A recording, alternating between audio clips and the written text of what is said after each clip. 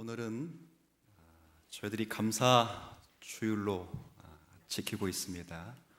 한 해 동안 우리에게 일용할 양식을 허락하시고 또 인간다운 삶을 영위케 하시며 특별히 하나님의 자녀로 살게 하신 그 크신 은혜를 기억하며 이 주일을 감사 주일로 보냅니다.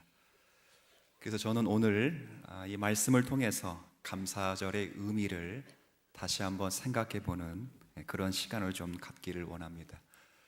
본문에서 우리 주님은 성도가 반드시 기억해야 될 두 가지 사실을 우리에게 가르쳐 주십니다.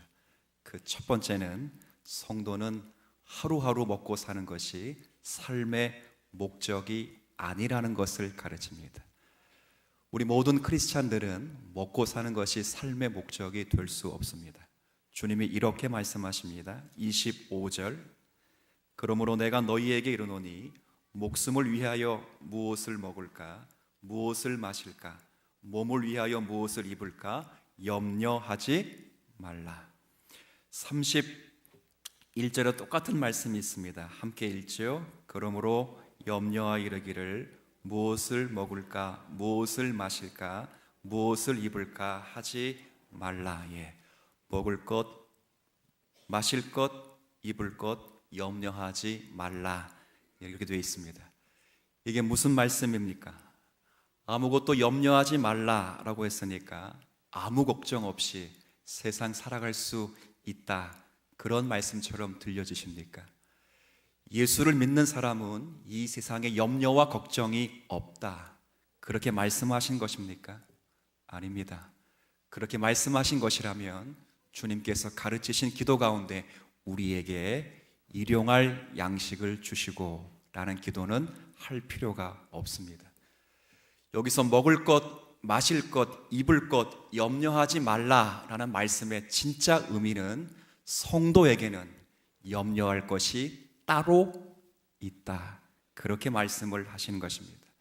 세상 사람들은 먹을 것과 입을 것과 마실 것을 가지고 염려하지만 하나님의 자녀, 하나님의 돌보심을 받는 하나님의 백성들은 염려할 것이 따로 있다, 그렇게 말씀하는 것입니다.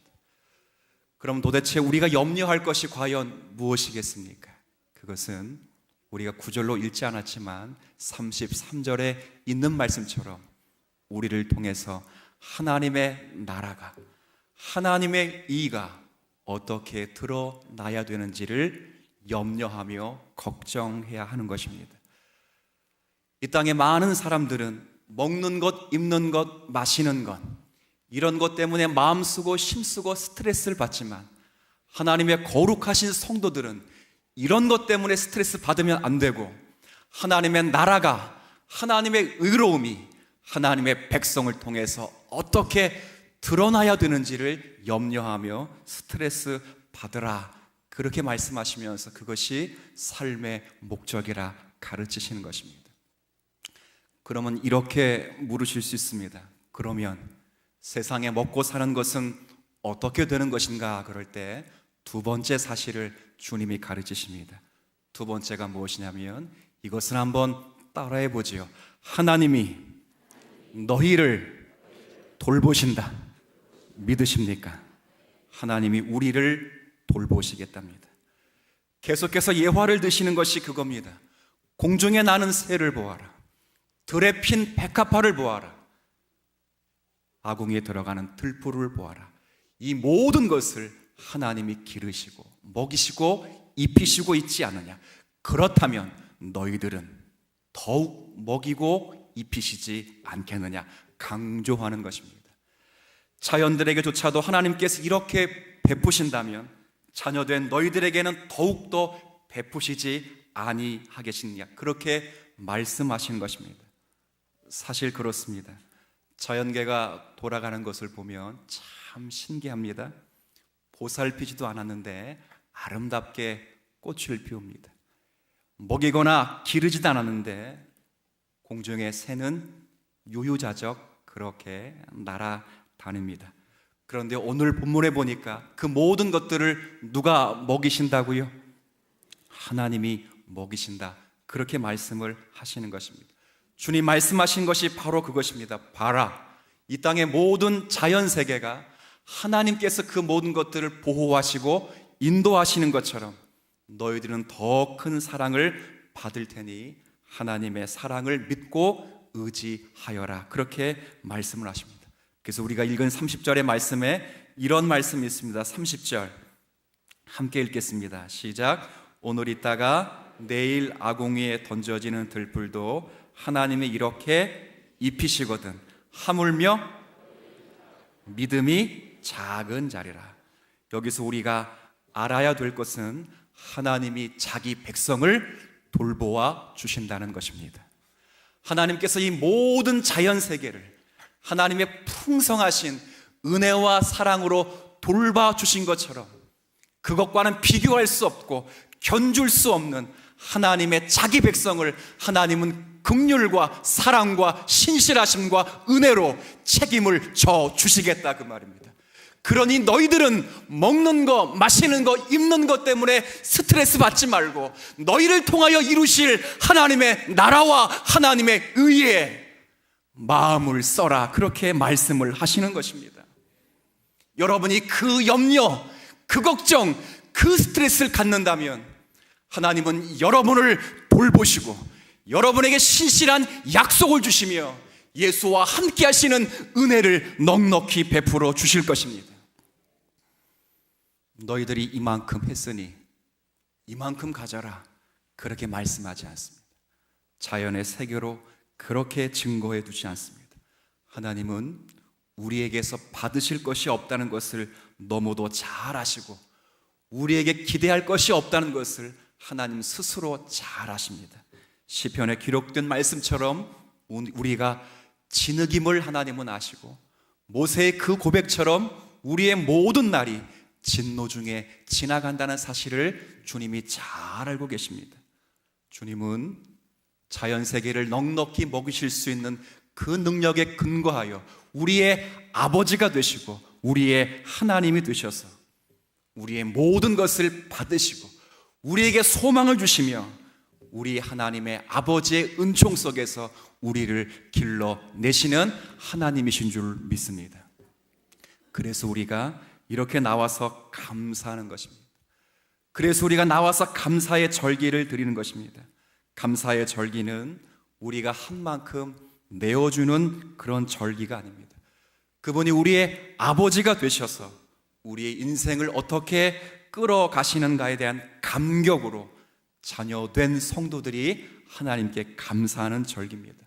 세상을 만드신 그 하나님이 세상을 창조하시고 그리고 섭리하시는 그분이 우리를 만드시고 창조하시고 우리를 통치하시는데 그 통치하심이 냉정한 심판주가 아니라 우리의 아버지가 되셔서 저와 여러분들을 돌보시고 은혜로 지키신다는 사실을 보여주는 절기가 바로 이 감사 주일이 됩니다. 여러분 한번 생각해 보십시오.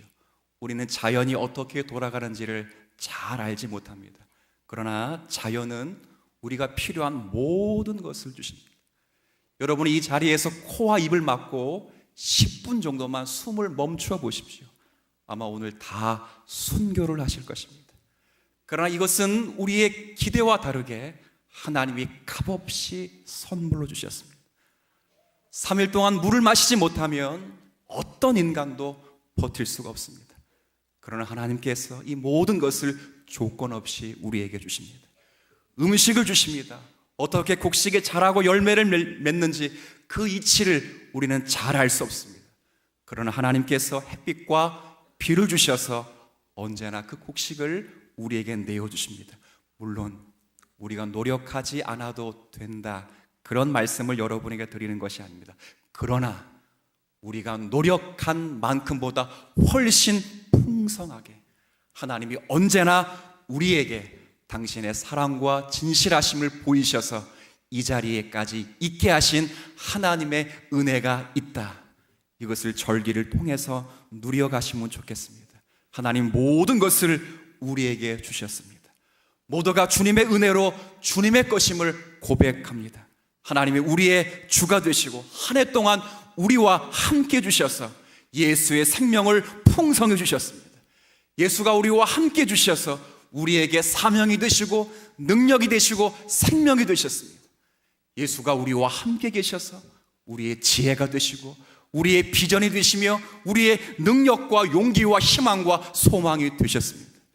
언제나 그런 은혜를 이 아침에 고백하실 수 있는 여러분과 제가 되었으면 좋겠습니다.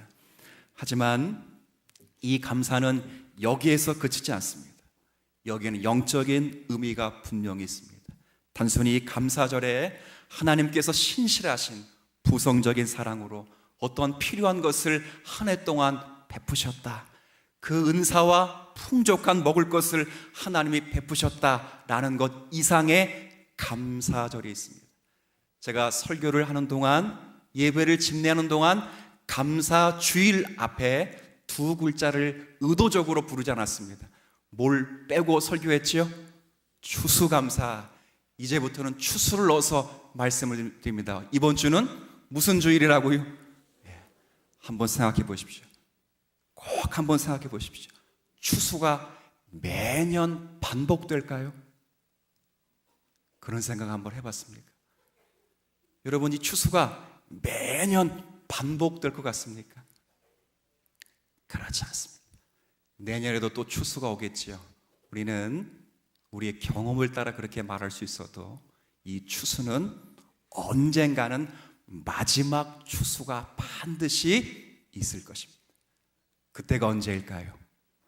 예수 그리스도가 이 땅에 다시 오실 때, 그때 모든 것을 마지막으로 거두실 그날이 반드시 있습니다. 성경은 종종 예수님의 재림을 추수라 이렇게 표현하고 또 타작마당이라 이렇게 표현하면서, 그리고 마지막 알곡을 거둘 때라 그렇게 말씀을 하십니다. 그런 의미에서 우리가 기념하는 이 추수감사절은 모두가 예수님의 재림을 지금 종말론적으로 내다보며 그때 추수를 거둘 예수님의 열매를 바라보며 미리 기대하는 것입니다. 예수께서 재림에서 주실 마지막 바라보는 것을 추수감사절로 고백하는 것입니다. 성경에 기록된 대로 예수님은 첫 열매고 우리는 그 뒤를 따르는 열매들이며 알곡입니다. 주님은 그렇게 우리를 부르십니다.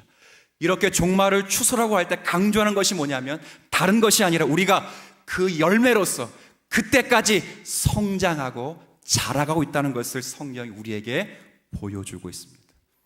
여기에 우리가 갖는 예수님의 마지막 추수 재림에 대한 오해가 있습니다. 어떤 오해가 있냐면 예수님이 재림하시면 예수님은 심판주로 재림하실 것이다. 알곡과 쭉정이 이렇게 되어 있으니까 마치 예수님이 자를 가지고 오셔서 쫙 재보시고 잘 자라면 천국, 안 자는 것은 지옥, 그렇게 오해하기가 참 쉽습니다. 그런 의미도 분명히 있을 것입니다. 그런데 한번 생각해 보십시오.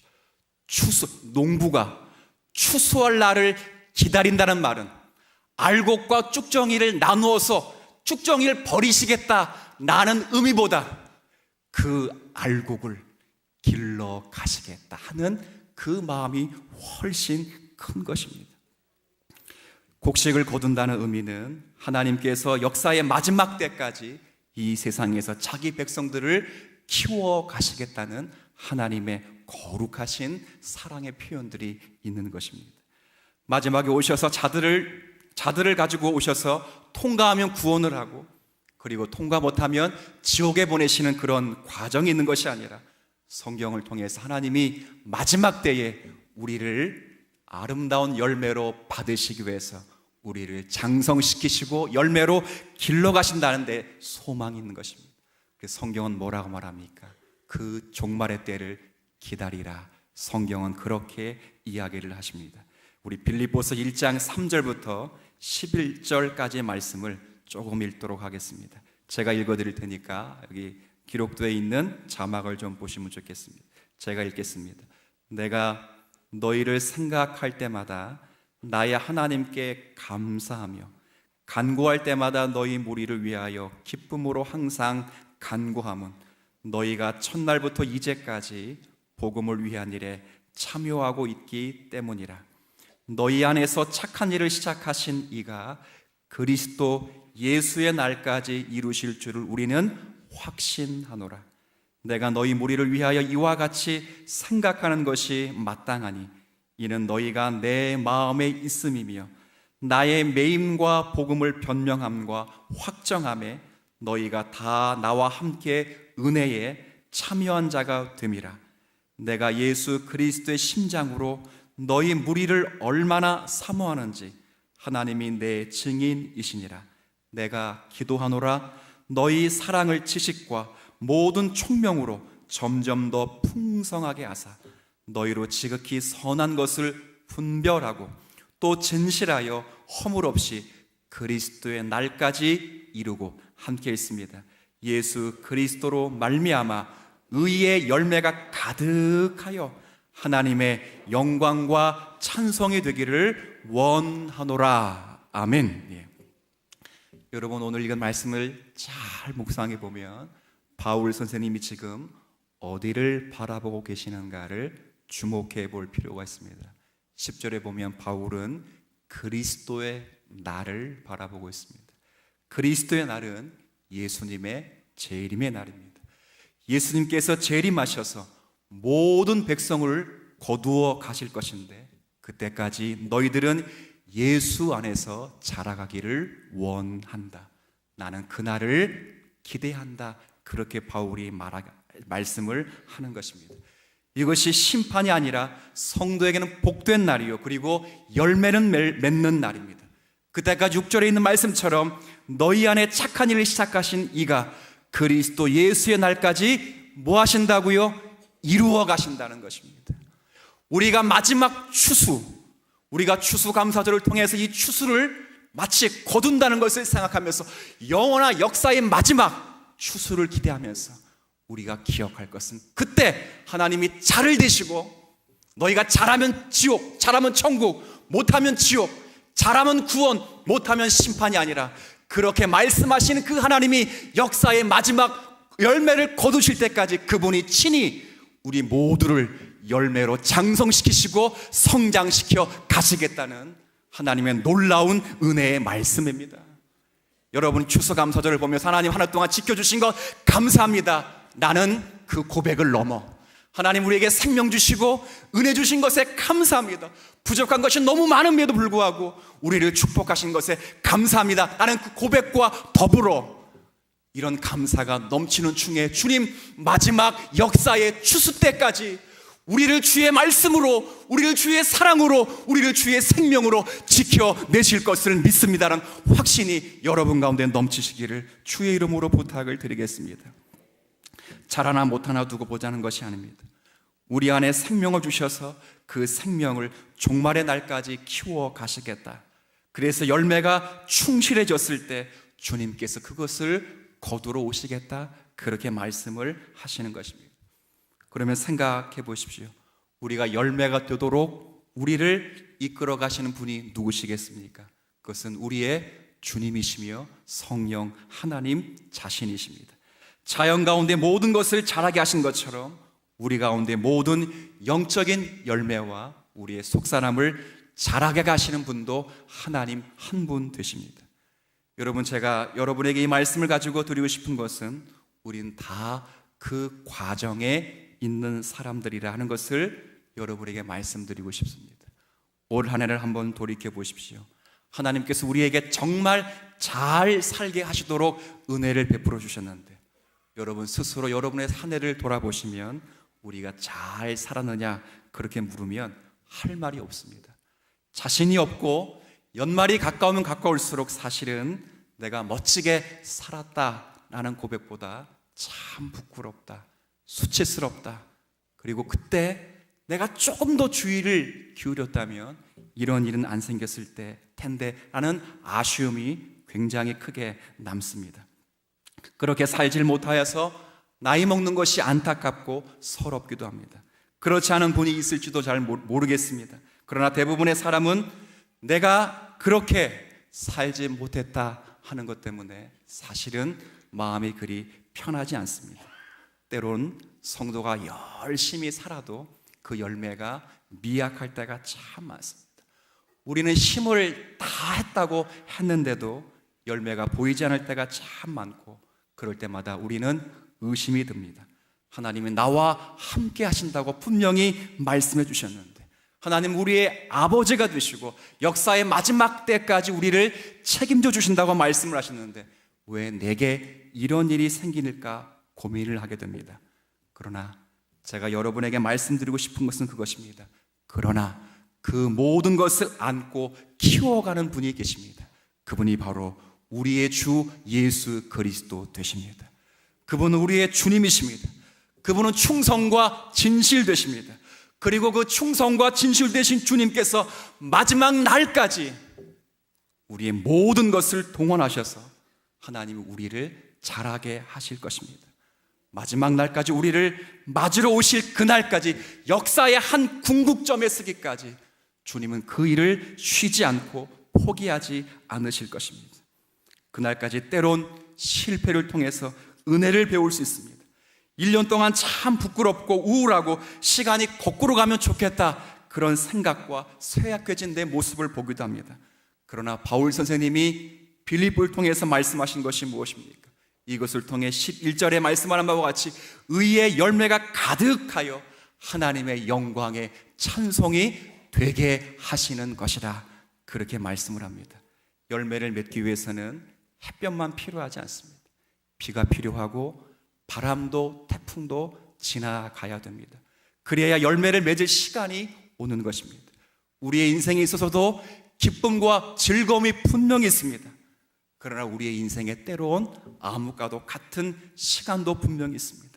그러나 그로 말미암아 우리에게 열매를 맺어가게 하시는 분이 주님이 되십니다. 매번 맞고 매번 깨지고 넘어진 것 같은데 우리는 흐르는 세월 속에서 훌륭한 성도로 빚어져 가고 있습니다.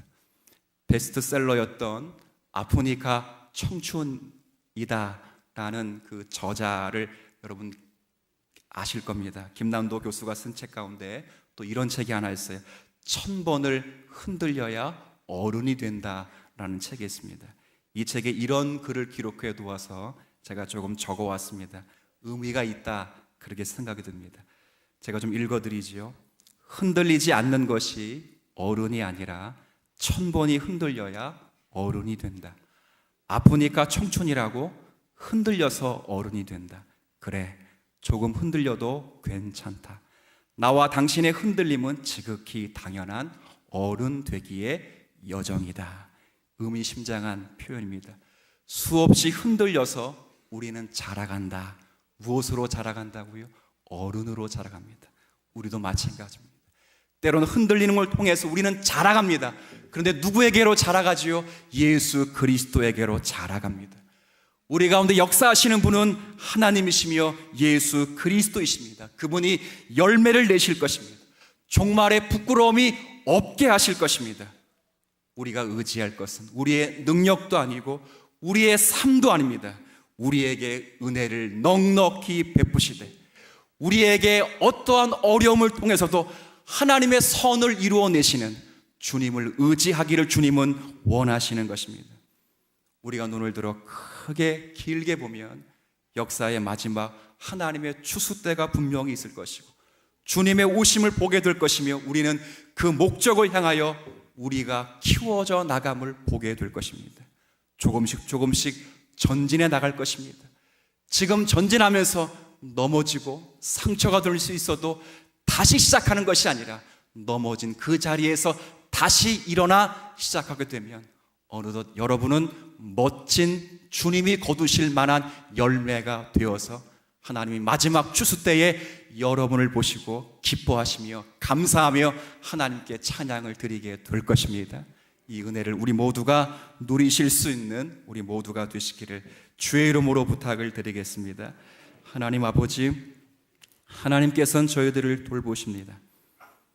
자연 세계를 돌보듯이 그것보다 더 큰 하나님의 자녀를 돌보시며 아버지의 사랑으로 우리 모든 필요를 채우시며 우리에게 내일의 소망을 허락해 주십니다. 뿐만 아니라 우리가 역사의 마지막 추수 때까지 우리를 자라가게 하시니 감사를 드립니다. 종말에 의의 열매가 가득하여 하나님의 영광의 찬송이 되게 하시기까지 하나님께서 우리를 키워가심을 기대하게 하여 주옵시고, 오늘의 추수를 보면서 올 한 해를 마감하는 것뿐만 아니라 역사의 마지막 때를 기대하며 주님의 오심을 보고 우리도 그렇게 빚어져감을 감사하며 기대하며 우리의 인생을 살아낼 수 있는 거룩한 성도들 되게 하여 주옵소서. 감사드리며 예수님의 이름으로 기도 올립니다.